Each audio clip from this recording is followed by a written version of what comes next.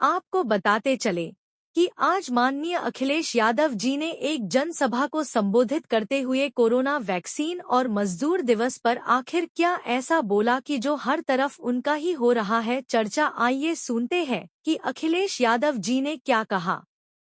जिसको लेकर कि ये बहुत प्रचार करते थे, अब वो बात खुल गई। फिर ये लोग हमें और आपको सबको वैक्सीन लगवा रहे थे और जबरदस्ती वैक्सीन लगवा रहे थे।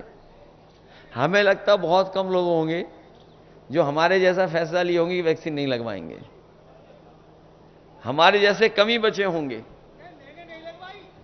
तुम्हें तो डॉक्टर ने मना की होगी। तो एक तो हमने नहीं लगवाई। अब तो बात खुल गई ना। और सोचिए कंपनी को क्या कहना पड़ गया।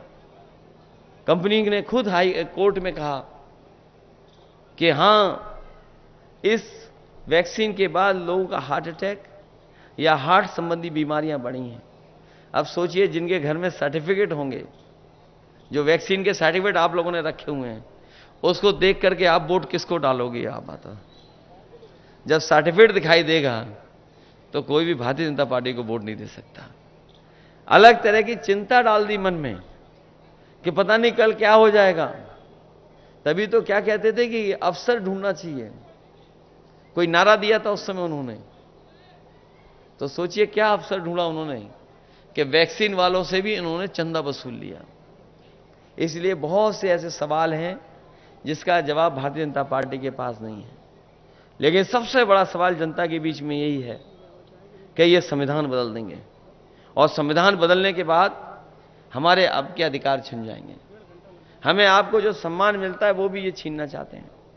और सच्चाई तो ये है कि बाबा साहब भीमराव अंबेडकर जी का दिया और संविधान ही हमारी संजीवनी है, जो हमें आगे बढ़ने का मौका देता है। यही संविधान हमें अधिकार देता है एक वोट का। और ये अगर संविधान बदल दिया तो हो सकता है भारतीय जनता पार्टी के लोग हमें और आपको जो वोट देने का अधिकार है वो भी छीन लें। इसलिए जहां मतदान के लिए आप जाएंगे वहीं सावधान रहेंगे और सावधान रह करके अपने बूथ की रक्षा करने का काम करना। क्योंकि इस समय चाचा यहां ज्यादा समय नहीं दे पा रहे हैं। उन्हें भी चुनाव लड़ना पड़ रहा है और लड़ाना पड़ रहा है। तो उनकी भी इच्छा हम लोगों ने पूरी की है। तो कम से कम 1 लाख से ज्यादा का जिताने का काम करना, क्योंकि यहां की विधानसभा जिता सकती है। और कोई वर्ग ऐसा नहीं है जो वोट ना देना चाहता हो आपको और हमको। अगर थोड़ा बहुत हम लोग उनसे बातचीत कर लें, बैठ जाएं और उनको समझा ले जाएं, तो मैं समझता हूं हर वर्ग के लोग आपके साथ इस बार मतदान देने के लिए तैयार हैं। वो खुद महसूस कर रहे हैं महंगाई, बेरोजगारी और तमाम चीजें। क्योंकि इतनी महंगाई कभी नहीं हुई जितनी इस सरकार में हो गई।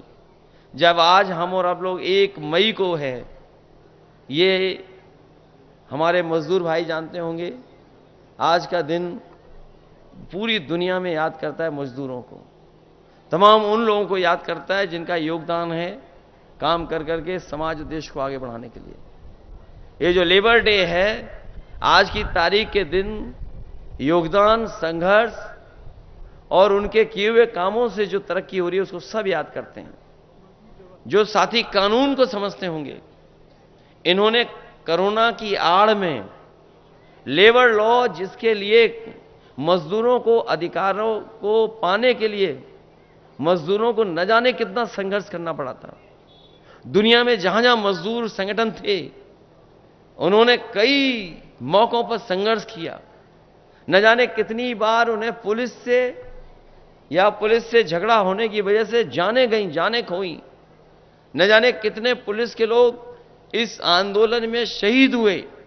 उसके बाद जो लेबरों को अधिकार मिले थे, मजदूरों को अधिकार, इन भारतीय जनता पार्टी के लोगों ने कोरोना की आड़ में उन कानूनों को भी ऐसा कर दिया है कि अब लेबर के पक्ष में वो कानून नहीं है। तो सोचिए आड़ में क्या नहीं कर सकते ये लोग। इन्होंने छिप करके हमारे तमाम मजदूरों को जो कई 100 वर्षों के संघर्ष के बाद जो अधिकार मिले थे, जो उन अधिकारों को छीनने भी काम किया है। इसलिए इनसे सावधान रह करके इन भारतीय जनता पार्टी को हटाने का काम करना। जो पहले और दूसरे चरण के वोट पड़े हैं, उस चरणों में भारतीय जनता पार्टी और उनके सहयोगी लोग बहुत पीछे छूट गए हैं।